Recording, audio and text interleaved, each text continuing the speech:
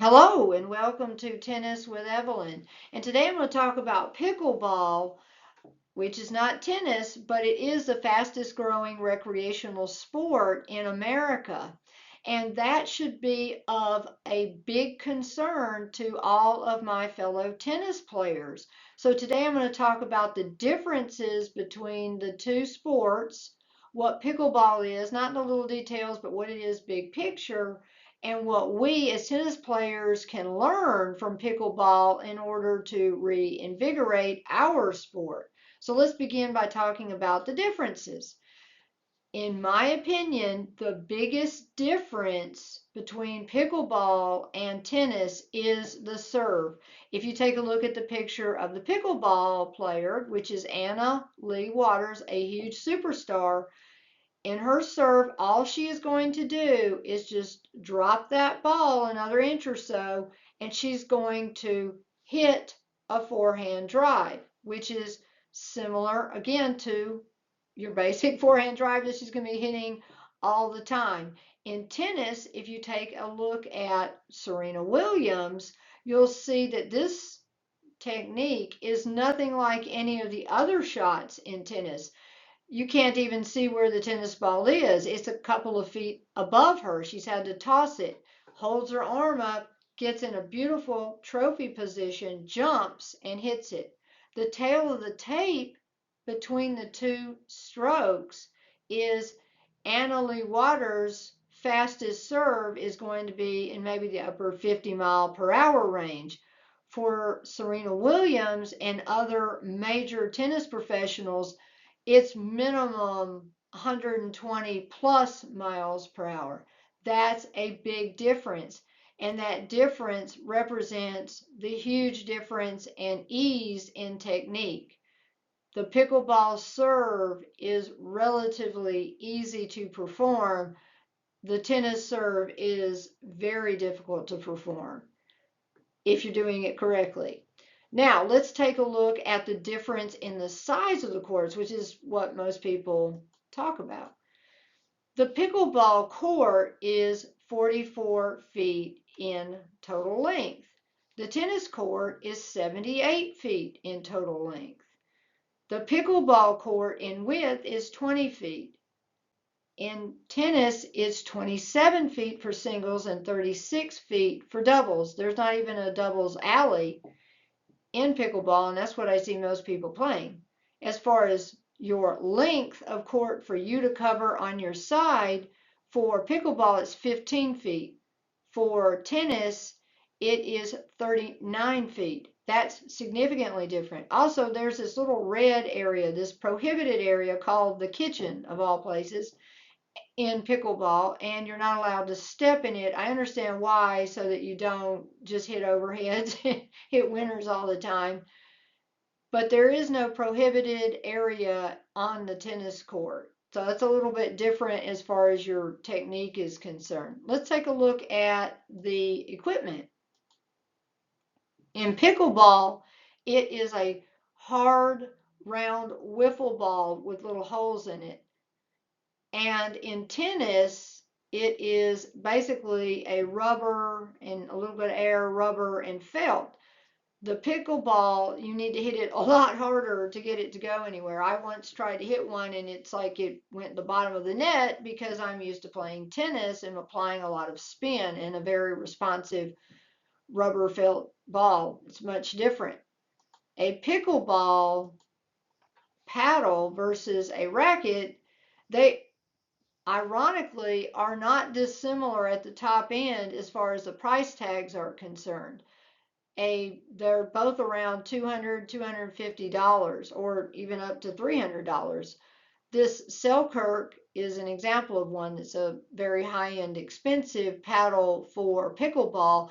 To me, it sounds like it's wood. I'm sure it's a composite. It's much smaller than the tennis racket, shorter, smaller, and lighter. And the tennis racket obviously has strings on it in order to control that felt and rubber tennis ball. So there you go. There's the big differences. The technique in the serve is, in my opinion, the biggest, in addition to a huge difference in size of the courts, Just to give you an example, I know of a club in which they had a hard tennis court and they converted it into 4 pickleball courts. So it's a lot smaller.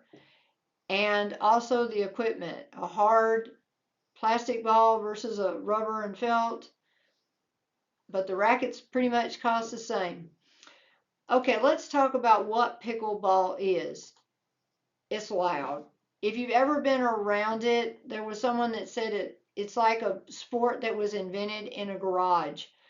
It's that combination of that plastic, hard plastic ball, and that it's like it's wood composite. I'm not sure what it's exactly made of, but it's like wood.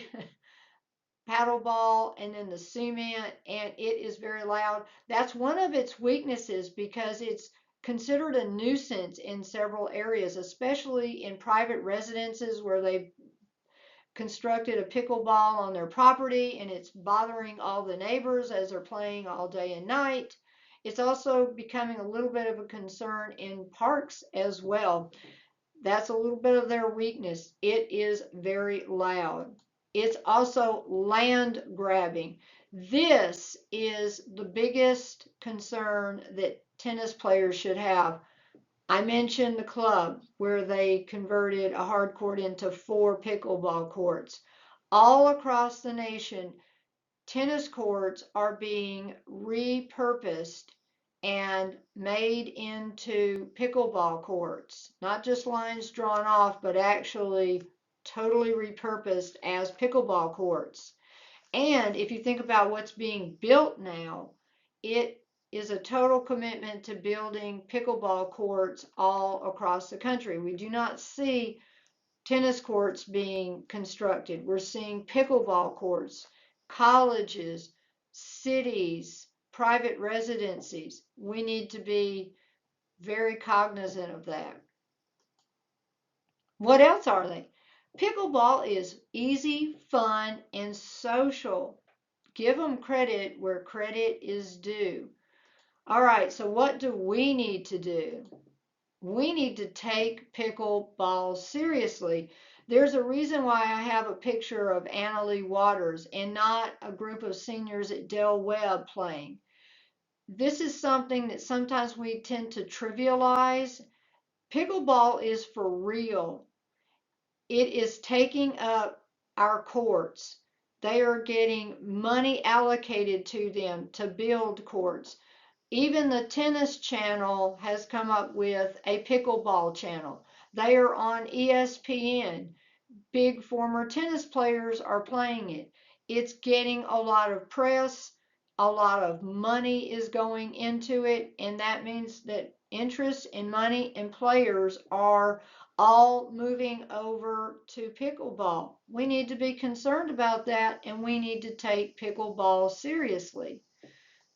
What else do we need to do? We need to make tennis fun and social.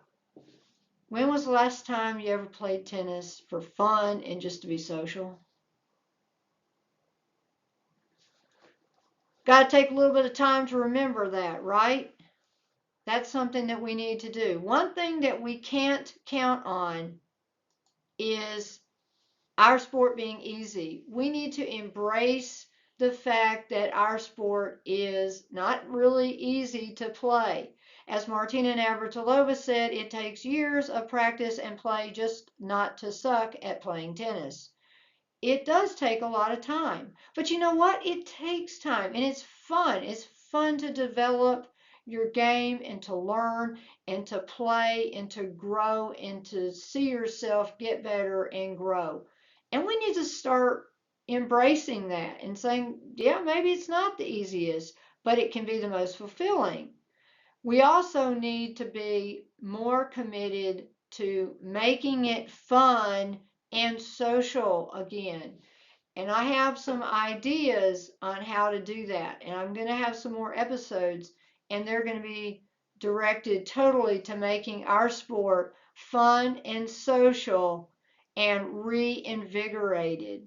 So I hope that you enjoyed this video. Please click like, please subscribe, and I hope that you come back to my channel.